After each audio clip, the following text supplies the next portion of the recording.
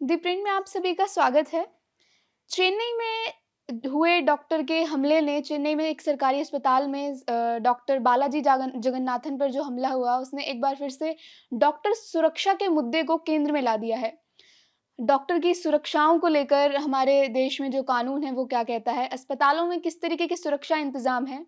इन सभी मुद्दों को लेकर चर्चा करेंगे और इस चर्चा को करने के लिए हमारे साथ स्टूडियो में मौजूद हैं डॉक्टर चौहान, जो आईएमए के मेंबर भी हैं, और हमारे साथ ऑनलाइन जुड़ी हैं डॉक्टर अनीता रमेश, जो डॉक्टर बालाजी जगन्नाथन की कलीग रही हैं और कोवेरी अस्पताल में मेडिकल एंड पीडियाट्रिक की प्रोफ़ेसर भी हैं। बहुत-बहुत स्वागत है आप दोनों का दीपेंद्र से जुड़ने के लिए। Thank you. सबसे पहले डॉक्टर ध्रुव, मैं आपसे जानना चाहूँगी कि जिस तरी ये जो हम चेन्नई में जो हमला हुआ, वो पूरी डॉक्टर कम्युनिटी को किस तरीके से रिप्रेज़ेंट करता है और क्या आप सोचते हैं इसके बारे में? देखिए, जो चेन्नई के अंदर हुआ ये कोई पहला इंसिडेंट नहीं है। ऐसे हज़ारों इंसिडेंट रोज़ हो रहे हैं। ये हज़ारों मैं इसलिए कह रहा हूँ क्योंकि बहुत सारे तो रिपोर्ट ही नहीं होते हैं। ये रिपोर्ट सिर्फ़ इसलिए हुआ क्योंकि ये पब्लिक के सामने हुआ इंसिडेंट। इसमें जो क क्रिमिनल था वो सामने पब्लिक के जा रहा है and he was so fearless about his act. वो बहुत आराम से जा रहा है, सिक्योरिटीज़ के साथ में जा रहा है और ऐसा एक्ट रूरल एरियाज़ के अंदर कितने सिटीज़ के अंदर कितने डॉक्टर्स के साथ हो रहा है, बट वो कभी शायद रिपोर्ट भी नहीं होता। मैं पर्सनली क्योंकि आईएमए से भी जुड़ा हुआ हूँ और मैं पर्सनली एक्टिविज़्म में भी रहा हूँ मेडिकल के, अभी भी कर रहा हूँ। तो उसके अंदर आई सी कि so many doctors approach me कि आज मेरे साथ ये हुआ, सेम डे उसी दिन एक इंसिडेंट तो रिपोर्ट भी नहीं हुआ जिसके अंदर एक फीमेल डॉक्टर को असॉल्ट किया गया मुंबई के अंदर, सांता क्रूज़ के अंदर। वहाँ पे उसको मॉब 60 प्लस की मॉब ने उसको असॉल्ट किया, उसको थ्रोट से पकड़ा। बट ये तो इंसिडेंट शायद आप लोगों ने या किसी ने सुना भी नहीं होगा बिकॉज़ व्हाई? क्योंकि वो रिपोर्ट ही नहीं हो पाया। एफआईआर हुई एंड वो मैटर को दबा दिया गया। She approached me and she said कि उसके साथ ऐसा-ऐसा हुआ है। सो ऐसे इंसिडेंट्स हर जगह हो रहे हैं। बट ये जो एक मेंटालिटी बनी है अगेंस्ट द डॉक्टर्स, ये सिर्फ़ किसी पर्टिकुलर इंसिडेंट से रिलेटेड नहीं है। ये नेशन वाइड है। ये एक मेंटालिटी को क्रिएट किया जा रहा है जिसमें डॉक्टर्स को गलत दिखाया जा रहा है। एक इमेज ही गलत पोर्ट्रे की जा रही है और जब तक ये मेंटालिटी रहेगी, तब तक ये अटैक्स को रोका नहीं जा सकता और जब तक हमारे पास स्ट्रॉन्ग लॉज़ नहीं आते, इसको रोकना इम्पॉसिबल है। डॉक्टर अनीता, अगर मैं आपसे जानना चाहूँ, चेन्नई से आप हैं, आपके कलीग रहे हैं डॉक्टर बालाजी जगन्नाथन। आप इस हादसे के बारे में और वहाँ की जो एसोसिएशंस हैं, वो किस तरीके की माँग और कर रही हैं? वो उस अस्पताल में क्या सुरक्षा इंतज़ाम थे और किस तरीके से हमला हो पाना, वो भी एक तरीके से सिक्योरिटी फेलियर है। इसके बारे में आप क्या कहेंगी? देखिए, वो जो कलिंगा सेंटिनरी हॉस्पिटल, ये एक स्टेट का सुपर स्पेशलिटी हॉस्पिटल है। ये नया-नया बनाया गया है, 1 साल के अंदर है। बहुत ही सुंदर है, like a big 5 star hotel. But ये गवर्नमेंट के अंदर था, खाली super speciality, cardiothoracic, medical oncology, surgical oncology वैसे था। सो उसी में my colleague doctor J Balaji was the head of the department. वो एकदम टॉप पोज़ीशन में थे ऑन्कोलॉजी में। वहीं पे ओपी चलता था, कीमोथेरेपी वहीं पे ही चलते थे। So and security in a very big, ये गवर्नमेंट का है। सो मेंटेनेंस एंड सिक्योरिटी तो बहुत ही लाभ से कुछ नहीं बता सकते हैं, क्योंकि हमने उसी दिन उसी समय, it happened at 10:30 in the morning, I went at 3 PM to the hospital. हम गाड़ी से निकले, उनके पास आईसीयू तक, बेड तक पहुंचे। One, not even a single person stopped me on the way to say आप कहाँ जा रहे हैं, क्यों जा रहे हैं। So if it is a a common person, suppose I'm saying I didn't carry stethoscope, I didn't have my card, I just walked in like an ordinary person. So that's what I'm saying. That's the security. Nobody will stop. The कोई नहीं किसी से पूछता है. I reached his bed. Not even a single person stopped me. It's not that I am a doctor and that's why I have not taken stethoscope. So there is no check, no security, no barricade, no stoppage. Anybody can walk into any place, and if I wanted to do anything, I can do anything at that point of time. Okay, so this is at that level the security is. So security is very, very poor in a government hospital.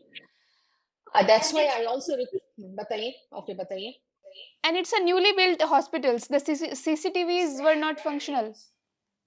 It's just 10 minutes from my house. Many of the days I will cross and I would look into the campus to see how nicely it is built. So it's a brand new hospital. Yes, tell me please. What are the association now asking? What are the doctors saying now? या वहीं पे हमारे IMA हैं, जैसे doctor साहब भी अभी बता चुके हैं।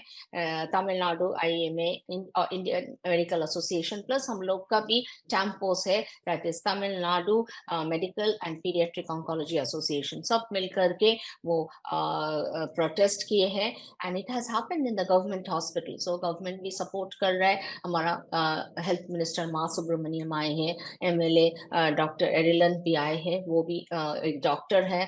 और उसके साथ साथ सब एसोसिएशन वहीं पे कुछ देर के लिए प्रोटेस्ट किया, मिनिस्टर से, गवर्नमेंट से मिला, मीडिया से मिला एंड क्लेम किया है। स्ट्राइक हम लोग एक दिन के लिए खाली किए थे, वेरी नेक्स्ट 24 आवर्स। उसके बाद because government has given us assurance that CCTV camera लगेगा और सिक्योरिटी गार्ड्स भी लगेगा, सबका चेकिंग होगा अंदर जाने के लिए, अटेंडर्स ज्यादा नहीं रहना है पेशेंट के साथ साथ, तो सिक्योरिटी सिस्टम सब गवर्नमेंट हॉस्पिटल में वो लोग बढ़ाएंगे, so that security of both male and the female doctors. यही डिस्कशन हुआ है और ऐसा नहीं होना चाहिए।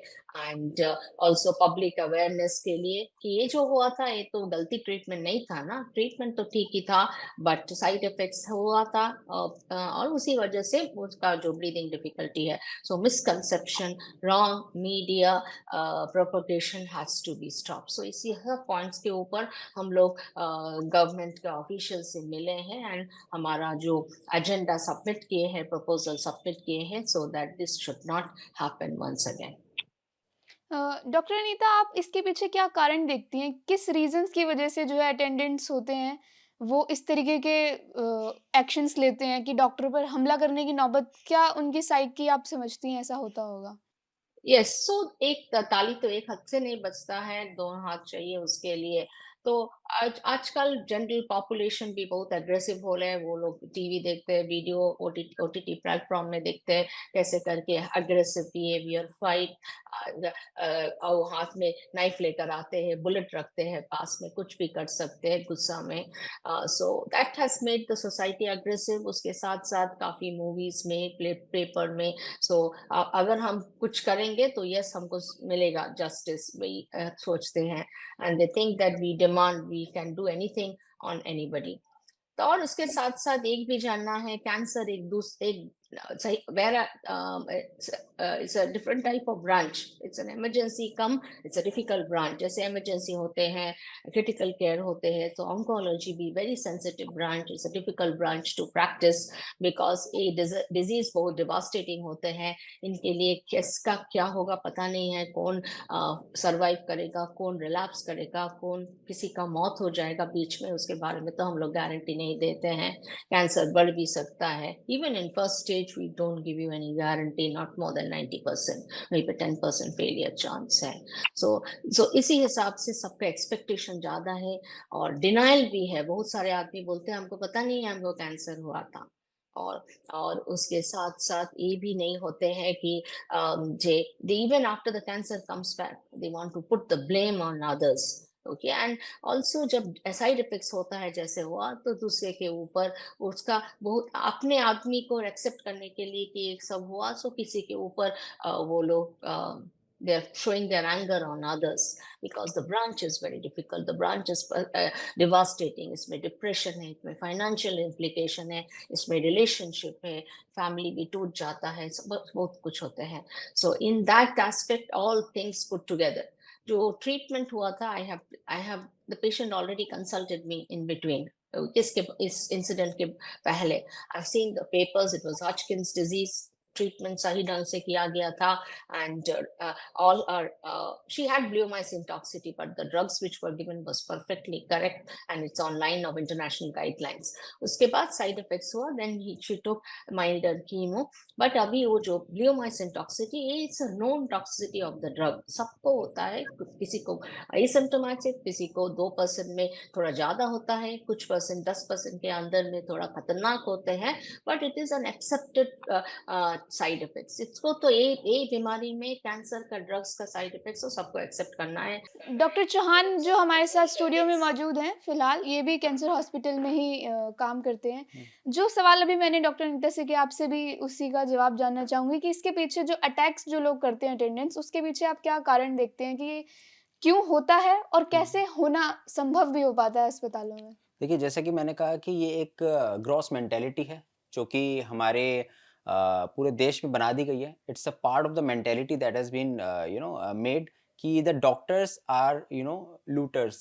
द डॉक्टर्स वो गलत ट्रीटमेंट दे रहे हैं तुम्हें, या फिर वो तुम्हारे ट्रीटमेंट के अंदर से भी दे आर अर्निंग समथिंग। क्योंकि अभी राइट। इस केस चेन्नई के केस में भी जो अटैकर है उसका ये कहना है कि सरकारी अस्पताल में मेरी माँ का अच्छे से इल ट्रीटमेंट किया Treatment, गया। right.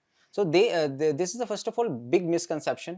This is my message for the general public कि एक गवर्नमेंट हॉस्पिटल के अंदर, I am talking about the specifically the government hospital right now, private के we can come later. The government specific अगर hospitals की हम बात करें तो वहाँ पे गवर्नमेंट जो डॉक्टर्स होते हैं उनको कोई इंसेंटिव नहीं मिलता, या उनको कोई एक्स्ट्रा सैलरी नहीं मिल रही होती है किसी भी पेशेंट को ट्रीट करने या कम ट्रीट करने की, या मेडिकेशन लगाने के लिए, या कम मेडिकेशन या ज़्यादा उनको कोई बेनिफिट या कोई लॉस नहीं हो रहा होता। उनको जो प्रोपोज्ड प्रोटोकॉल होता है वही फॉलो करना होता है। एंड मैं एक कैंसर इंस्टीट्यूट से जुड़ा हुआ हूँ, एक कैंसर हॉस्पिटल में वर्क कर रहा हूँ।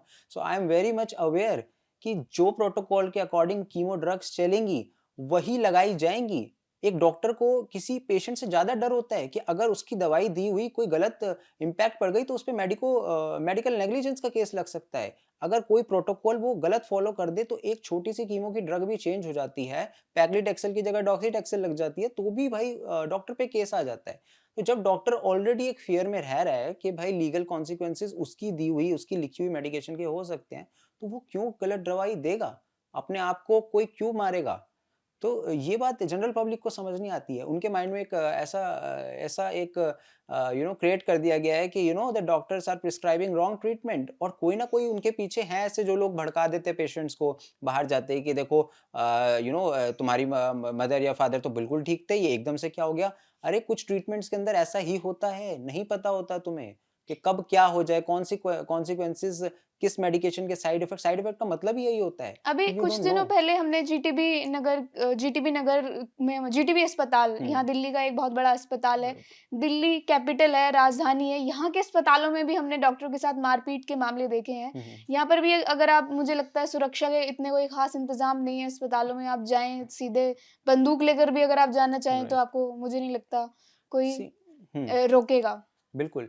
सी जीटीबी हॉस्पिटल हो या कोई भी हॉस्पिटल हो, किसी भी आप हॉस्पिटल की बात कर लीजिए, it's very easy for a criminal to enter the premises to and stab the doctor. जैसे कि कावेरी हॉस्पिटल जिस जिस हॉस्पिटल में हुआ, it's such a well built hospital. ये कोई नॉर्मल हॉस्पिटल भी नहीं था, कोई रूरल एरिया का हॉस्पिटल नहीं था जहाँ पे कोई आई गेस जहाँ पे कोई सिक्योरिटी नहीं थी। वहाँ पे तो सिक्योरिटी के सामने हुआ है सब कुछ। सिक्योरिटी के 6 गार्ड साथ में चल रहे थे, उस क्रिमिनल के बगल-अगल में कि उसको पकड़ना है, साथ में चल रहे हैं। Even they were in fear. उनको वीडियो को देख के तो ऐसे ही लग रहा था उस वीडियो में, जब वो क्रिमिनल निकल रहा है प्रेमिसेस में से, और एवरीबॉडी इज़ लुकिंग लाइक कि ये क्या, जैसे कोई लीडर बीच में से जा रहा हो। तो इतना ज़्यादा हमने फ्री परमिट कैसे दे दिया है? ये तभी परमिट हो सकता है जब उनको फियर ना हो इस बात का कि उनके साथ क्या कॉन्सिक्वेंसेस हो जाते हैं। मोस्ट ऑफ द केसेस के अंदर ये होता है कि क्रिमिनल उन्होंने क्राइम किया, उनको 2 दिन बाद बेल हो गई और वो अपना मस्त केस लड़ रहे हैं, और कुछ टाइम बाद तो सॉर्ट आउट हो जाता है, क्योंकि डॉक्टर्स इतने अपनी लाइफ में बिज़ी रहते हैं, अपने काम में इतना बिज़ी रहते हैं कि वो केस वगैरह चाहते ही नहीं है। और इसी चीज़ का सॉफ्ट टारगेट होने का फ़ायदा कुछ लोग उठा लेते हैं और वही करते हैं। कुछ केसेस तो मैंने अभी देखे जिसके अंदर आपस में सेटलमेंट हो रही है, डॉक्टर को डरा के सेटलमेंट कराई जा रही है। तो सॉफ्ट टारगेट को तो हमेशा टारगेट किया जाता है और उनके सपोर्ट में कोई नहीं होता, इसीलिए सिर्फ मेडिकल फ्रेटर्निटी ही एक दूसरे के सपोर्ट में आती है।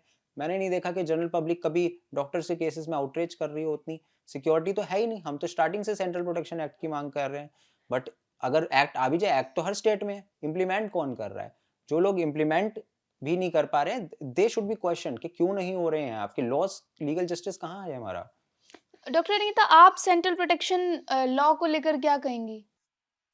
यस, सेंट्रल प्रोटेक्शन लॉ तो सबके लिए होना चाहिए, इट्स एन यूनिवर्सल होना चाहिए, ग्लोबल होना चाहिए, डॉक्टर के भी है, and it is security is must. तो whenever you go, I tell people, when you go to the malls and all, अभी फ्रिस्किंग काउंटर है, एकदम एंट्री करने के समय आपको मेटल डिटेक्टर देखा जाता है। So it should start at the gate of the government hospitals. Okay, so there should be police, there should be frisking, और एक आदमी विदाउट बारकोड और विदाउट बैच अंदर गए हैं जस्ट घूमने के लिए, without consultation, these all should be avoided, and there should be CCTV cameras posted, and सब रूम के बाहर पे भी गार्ड्स चाहिए, because it's a government hospital, you can always employ people, ऐसा नहीं है जो आदमी काम पे नहीं है। So you have to increase the employment of the security people at all the different levels, plus we also take professional indemnity, वो तो दूसरा बात है जो लीगल केस करते हैं, but personal security. And sometimes क्या होता है डॉक्टर के पास, you have to also have your own things. Sometimes the management will support you, but after some time the management support or the institution support may fall apart, then you have to। And also another thing which we all learn from all this, भी हम लोग का हमारा attitude भी बदलना है। सो कैसे किसी ढंग से पेशेंट से बात करना है, how to break bad news, कैसे सॉफ्ट बात करना है, पॉइंट्स कन्वे करना है, and we have to take written consent, because oncology में काफी बार होते हैं डिनायल, पता नहीं है, बताया नहीं है, कैसे हो गया, जानते नहीं है। So consent, proper counselling and witness भी होना चाहिए, और उसके साथ साथ आपका भी बिहेवियर अच्छा होना चाहिए, because it's a devastating disease. सब कोई मेंटली डिप्रेस्ड है जब वो हमारे रूम पे आ रहे हैं। So nothing you should tell that will hurt the people, but उसके साथ साथ सच भी बताना है, and documentation is very correct. जैसे इसी केस में हुआ था, so he had complained that it was not explained to him, and that's why he did this, one of the reasons for him। So बहुत सारे steps है, this also includes, और हम एक में इंटरव्यू में एक भी बता चुके थे कि we also need counsellors. So doctor के साथ जब पेशेंट का मुलाकात हो गया तब वो बाहर चले जाते हैं, बस दैट्स ऑल, अब तब हमसे मिलते हैं, but then what is the second layer, what is the third layer? जब बड़े हॉस्पिटल्स में, in private sector it is there, we have a counselling team, NGO support system जो पेशेंट को सपोर्ट करते हैं, तो बताना चाहिए ये साइड इफेक्ट्स होता है, सबको होता है, किसी का कम होता है, डॉक्टर ने बताया, हम भी रीइंफोर्स कर रहे हैं। So that counseling support system, NGO, is not there in many of the hospitals, particularly in the government sector, and that gives the patient a lot of boost, they will have confidence। Okay, so those type of, that all falls under security, part of the security which will strengthen the hands of the doctor, तो इसको fight करने के लिए, these are some of the points I thought I can tell you now। Doctor Chauhan, doctors जो सरकारी अस्पतालों के doctors की बात करूँ तो लंबे वर्किंग आवर्स होते हैं, 30-30 घंटे, 48 से 48 घंटों तक भी उनके जो है ड्यूटी आवर्स खिंच जाते हैं। और जब इस तरह की घटनाएँ होती हैं तो उनके ऊपर किस तरीके का मानसिक जो है प्रेशर पड़ता होगा, वो क्या महसूस करते हैं? चूँकि आप बहुत सारे केस से डील करते हैं, सोशल मीडिया पर आपको बहुत डेफिनेटली रीच करते हैं, ऐसे केसेज़ आते हैं। डेफिनेटली यू नो अगर आप हमारे अभी रिसेंट का ट्रेंड देखें अमंग्स द डॉक्टर्स, तो वो फॉरेन में शिफ्ट होने का बहुत हो गया है। Most of the doctors want to shift abroad. Now why this mentality come? Because वहाँ पे रिस्पेक्ट है, तुम्हारे वर्क की सिक्योरिटी है, तुम्हारी सिक्योरिटी है, डिग्निटी है, क्रेडिबिलिटी है, सब कुछ वहाँ पे है। हम इंडिया में बात कर रहे हैं, हम जितने वर्किंग आवर्स, जहाँ पे जैसे यहाँ पे 24 आवर ड्यूटी का सिस्टम होता है, 36 आवर 72 आवर्स तक I am hearing this happening. ये जो 36 आवर, ये इतने ड्यूटी आवर्स कंटिन्यूटी में एक इंसान काम कर रहा है, पहली बात तो ये क्यों है? ये 24 आवर अगर कोई इंसान कंटिन्यूटी में काम कर रहा है, वो गलती करेगा, बिल्कुल कर सकता है। मैं ये नहीं कह रहा कि किसी भी केस में हो रही है, लेकिन वो तो पूरा कोशिश कर रहे हैं कि एक भी कंटिन्यू तुम 100 200 300 पेशेंट देख रहे हो एक बारी में। क्या ये पॉसिबल नहीं है कि 100 में से 1 में भी कोई चांस, एक प्रोबेबिलिटी बन जाए? इसलिए नहीं क्योंकि डॉक्टर गलती कर रहा है, इसलिए क्योंकि उससे मजबूर कर दिया जा रहा है। उससे 24 घंटे, 36 घंटे, 48 घंटे काम कराया जा रहा है, और फिर उससे कहा जा रहा है कि तुम कोई गलती भी नहीं कर सकते। You are treating a doctor like a robot and then asking to work him like a work like a human, कि भाई वो कुछ नहीं, मतलब humans do make mistakes, and you want to make them work like a robot. You want कि robot की तरह कोई गलती भी ना हो। ऐसा तो हो ही नहीं सकता। This is practically impossible, but this does not justify anything. I am not justifying anything, but the point is that कि तुम उसके वर्किंग आवर्स को क्यों चेंज नहीं करते हो? हमने ये इशू इतनी बार उठाया वर्किंग आवर्स का। वो इतना ज़्यादा काम कर रहा है, इतना ज़्यादा, उसे खुद भी नहीं पता वो इस टाइम है कहाँ पे। कुछ स्टेट में तो वो पेशेंट देखते-देखते उसकी हालत खो जाती है। वो नहीं समझ पाता कि वो क्या कर रहा है 36 घंटे के बाद। बट कराया जा रहा है, उसको फोर्स करा जा रहा है, नहीं करेगा तो उसकी सैलरी रोक दी जाती है, उसकी थीसिस पास नहीं की जाती। कितने सारे इश्यूज़ होते हैं, उसको फ़ियर रहता है एक हमेशा कि उसके सीनियर्स उस पे कुछ ना करे, ऊपर की एडमिनिस्ट्रेशन उस पे एक्शन ना ले ले। तो of course they have to face it. किसी भी प्रोफ़ेशन के अंदर आप बता दीजिए जहाँ पे 36 घंटे एक साथ काम कराते हो और कहा जाता हो कि तुमसे एक भी गलती ना हो। कोई प्रोफ़ेशन नहीं है, चाहे वो जर्नलिज़्म हो, चाहे वो एडवोकेसी हो, पर्टिकुलर आवर्स के बाद तो काम को बंद कर दिया जाता है कि मेंटल हेल्थ, फिज़िकल हेल्थ सबका ध्यान रखना होता है। हमारे प्रोफ़ेशन में तो कोई इसकी बात ही नहीं करता, क्योंकि एक सिस्टम बना दिया जाए कि डॉक्टर को तो इतना करना ही होता है। सो तो डॉक्टर्स की जो सुरक्षा का जो पूरा मुद्दा है वो अभी भी केंद्र में बना हुआ है। इस तरीके की जो घटनाएँ हैं वो अभी भी लगातार हो रही हैं। बंगाल में जो रेप केस हुआ उसके बाद भी ये सवाल बहुत उठा था और लगातार डॉक्टर जो हैं सेंट्रल प्रोटेक्शन लॉ की माँग कर रहे थे। अभी भी वो माँग जारी है। आप दोनों का, डॉक्टर अनीता और डॉक्टर चौहान, बहुत-बहुत शुक्रिया इस डिस्कशन में जुड़ने के लिए। बाकी देश और दुनिया की खबरों को जानने के लिए जुड़े रहिए द प्रिंट के साथ।